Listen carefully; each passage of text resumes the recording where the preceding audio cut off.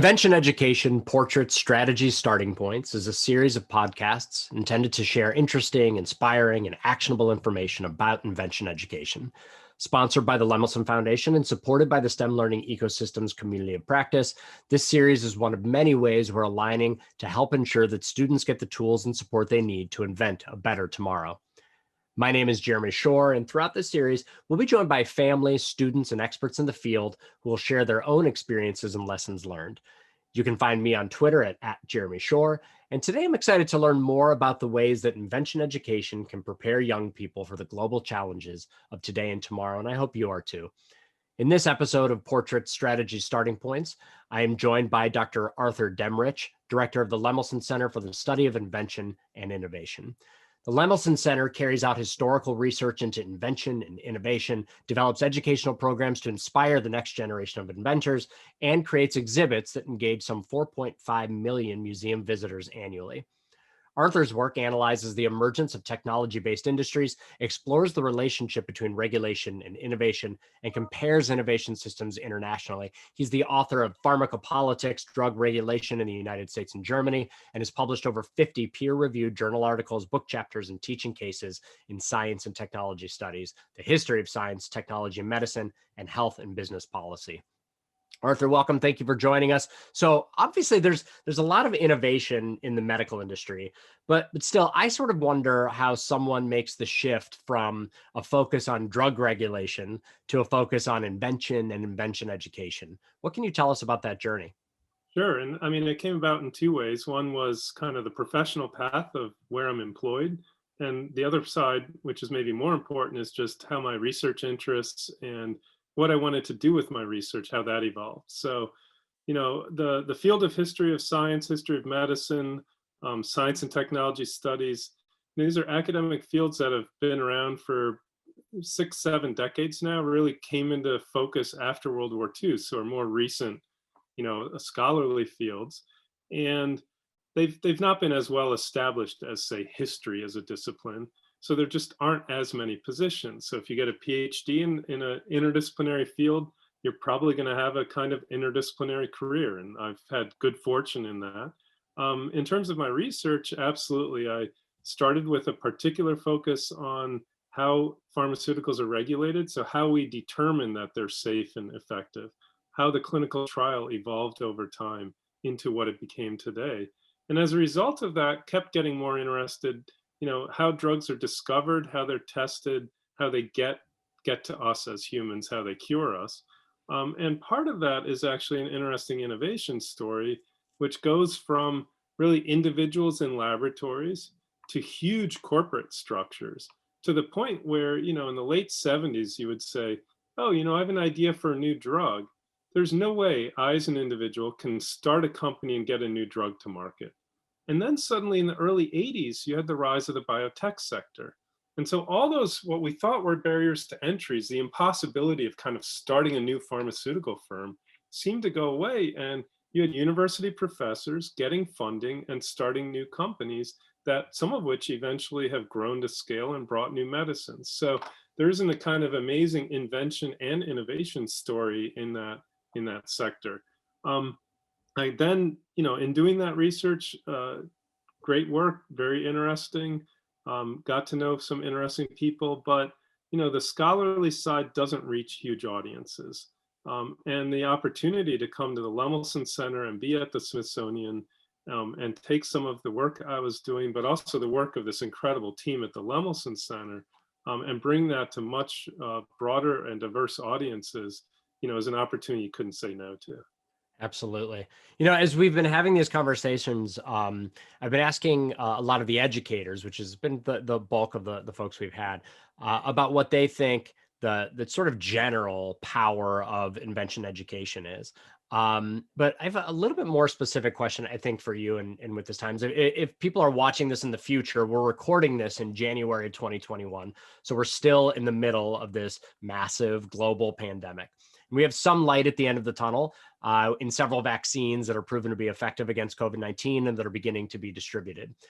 So, Arthur, I wonder what we should be thinking about in our schools so that we can make sure that the next generation of epidemiologists and researchers are prepared to tackle future pandemics.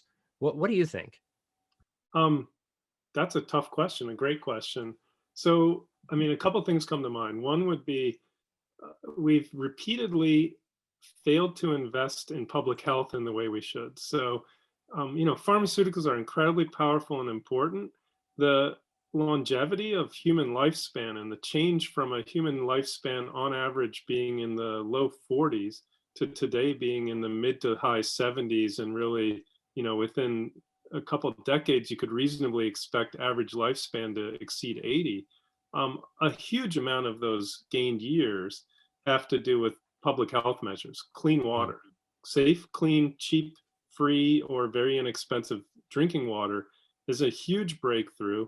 We take it for granted in the United States. It's not at all prevalent around the world, and it can and should be made so.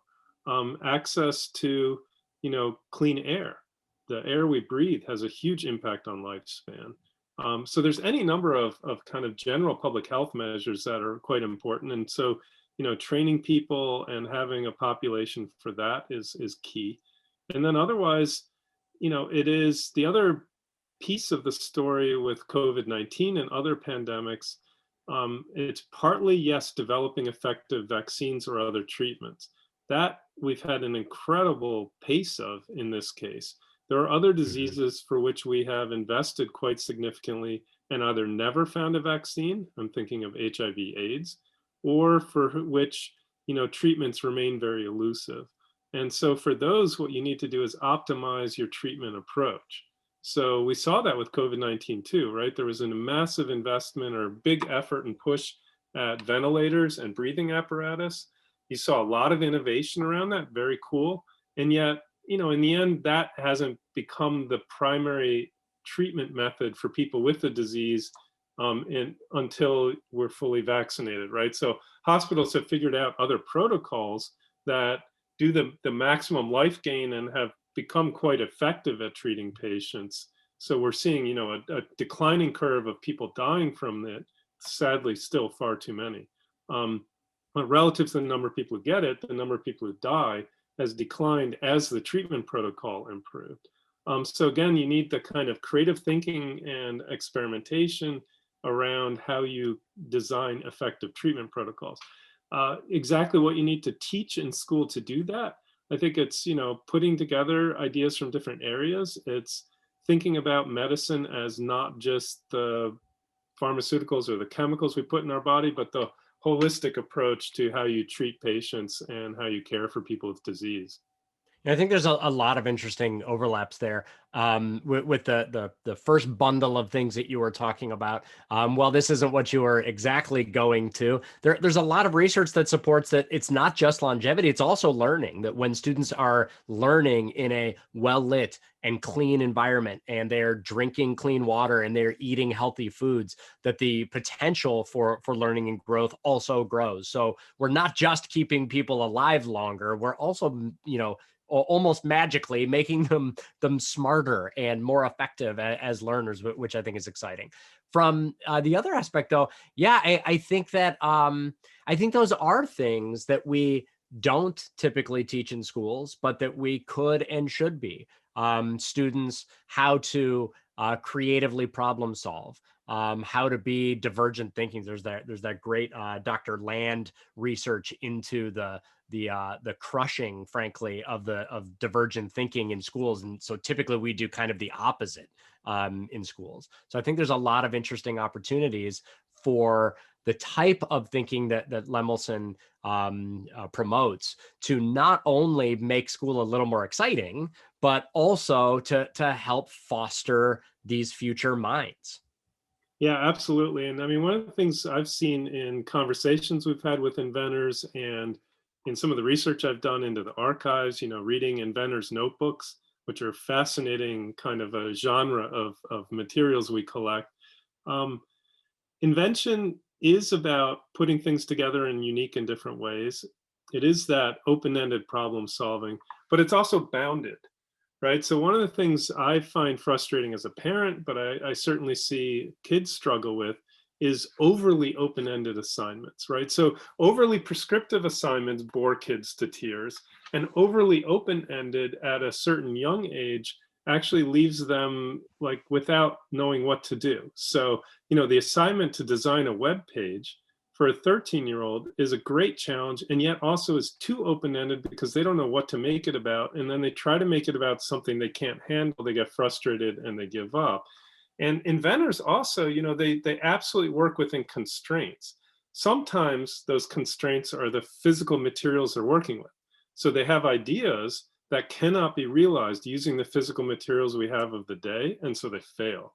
And yet that core idea can then come to life years down the road when a new plastic or a new polymer or whatever it is actually gets invented. Other times they absolutely say, all right, here's the state of the art. Here's a different use for this, a different audience, a different market. Let me see how we modify, tweak, adapt, adjust. And that actually is a moment of invention as well. I've always been a big believer that the best education books, I'm doing air quotes that if you're just listening, you can't see. The best education books aren't education books. I saw that you went to business school. I did too, which is very weird in education world. And I like to apply a lot of those. And what you're talking about made me think of that gosh, I think Barry Schwartz was his name, the paradox of choice stuff, which is about consumerism and sales, but really has this really, I think, important application when we're thinking about invention education, which is, exactly what you're saying, that we've got to have some choice and a growing and expanding choice as experiences grow and as students get older, but within some bounds and framework to let people get sort of comfortable. I think that's a really interesting thing that you brought up. So as the director of the Lemelson Center, you have a kind of a unique opportunity to see the work of the center from both a strategic standpoint and a very practical one. When you think about the students and educators, visitors to museums, or any of the folks that you've worked with in the center, what really stands out to you? Two things. One is we're about informal STEM learning and informal invention learning, and so our entire mission, everything we do, um, it has to meet the core goals we have around saying invention is a process. We want kids to understand, and adults, that inventors, don't just wake up with an idea in their head. They, in fact, are very systematic about how they work. They keep notebooks. We have all these notebooks going through time. Inventors to this day, I talk to inventors, and they constantly record ideas. They test, they build physical prototypes, sometimes out of cardboard, sometimes out of more sophisticated materials. They try it out, and then they tweak and modify it. So almost never is the initial sketch, the initial, design, the initial prototype, what the final product's going to be. And they absolutely are willing to let go of those. One of our challenges in the museum is actually collecting inventor prototypes, because it's fascinating to see, right? If you can see the first model of what would become, a mass-produced consumer product, except almost none of them exist because the inventor, they build their prototype and then they eventually scavenge it for parts for something else. So they don't have that original prototype anymore. So one of the key things is invention can, should, and must be fun. We have to make it engaging and enjoyable for young people in the museum. And also that, the second point here is that classroom is incredibly important, but actually outside of classroom is also critically important. So any number of inventors I talk to have only the barest, slightest memories of what they did in middle school and high school in class. Apologies to teachers or anyone listening who, because it's not true of all, but they have vivid memories of something they built at home. The robot they built at home is still in their mind. Lonnie Johnson, we had on a program last week, he worked at NASA for some years, was in hydraulics, then went on as an inventor for the Nerf guns as well as the Super Soaker he's most famous for. He talked about a robot he built in middle school and high school because that's really like a very vivid memory for him. So I think what we can do to encourage kids outside of the hours of school to continually tinker, build, experiment, make things physical really makes a huge difference. So we're part of trying to encourage that, and anything other people can do to get kids physically making things will make a huge difference for the future. Yeah, I appreciate you saying, apologies to teachers, but I don't think you need to. I think it's a really important thing for educators to remind themselves of and be thinking of. Not that core content knowledge isn't important. It is important. You can't do that other exciting home stuff or in school stuff without it. But that what people hold on to for their lifetimes are these bigger, broader experiences, these bigger, broader themes. So I think it's useful for educators to be thinking about their content in terms of those broader themes. What is it? I already know my list of things that I need my students to know to move from 7th grade to 8th grade. Great. But what is the list of things that I want my students to be retaining and remembering in 35 years? What are those? And then how does my other work sort of support that? I think that that's a really important lesson. I agree with you that there's this informal, formal duality that's really important. But we have this problem in this country that there's pretty massive disequity in terms of access to those informal components. What is the center doing? How are you thinking about bridging that divide and bringing informal access to more young people? Yeah, I mean, a couple of things. So first off, I mean, by operating in the National Museum of American History, which charges no admission fee at the door, it is literally open to anyone who can walk in. So I don't want to pretend that means everyone comes. There are no question, there are kids who live literally in walking distance. I mean, 2 miles from my museum, you can walk. There are communities in Southeast DC where it is not part of the local community's patterns, behaviors, awareness that the museum is there, is open, and that they are welcome, right? These are large, imposing structures. Museums have, a legacy of not being welcoming to minority populations. Our museum is working very hard now to change that perception, but it's what it is. It's hard to convince an entire community to change instantly, right? It will take many years of work and investment. We take Spark Lab out to other museums. So we have 9 going on 10 sites around the US, and are actively seeking other, community partners where we can set up Spark Labs that are resourced, that are places for kids to go and invent and make stuff. We have ported our activities online. So anyone with, a Wi-Fi or internet access can certainly get to the instructions and then the virtual hands-on activities. And then beyond that, we're really looking to do some new projects that are about identifying Black and other inventors of color as role models, so that we know that textbooks and other teaching materials that predominantly feature white male scientists, white male inventors, are not inspiring the diversity of the next generation to see this as something that's open to them. And so we're very actively seeking to broaden who people see as role models. The good news is there are tons out there. The bad news is we haven't recorded their stories. So if you look it up in Library of Congress, under Thomas Edison, you will find over 1,200 books. Like, that's how many biographies have been written of that guy. You look up the most famous Black inventor you can think of, and it'll be 120 at most. So we need to work on that. That's something we're very actively doing. I've told this story before, maybe even in this podcast series. So if you've listened to all of these, I apologize that you're going to hear this again. But I think it's important to address exactly what you're saying. So my kids, we have this sort of tradition at bedtime where they can kind of ask a question, and we talk about it. And they've learned through time that if they ask a hard and interesting question, they get to stay up later.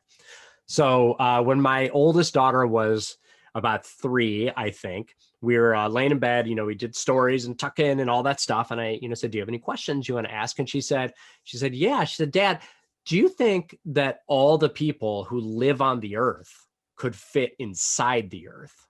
And I said, I not only don't know the answer to that, I'm not even sure how to how to figure it out.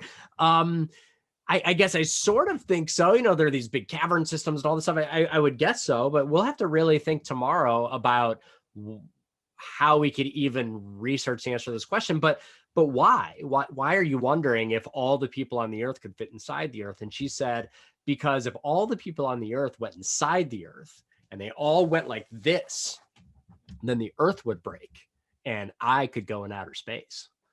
And I said, okay, you could go in outer space without destroying the planet. You could become an astronaut. And she said, no, I can't, because only boys can be astronauts.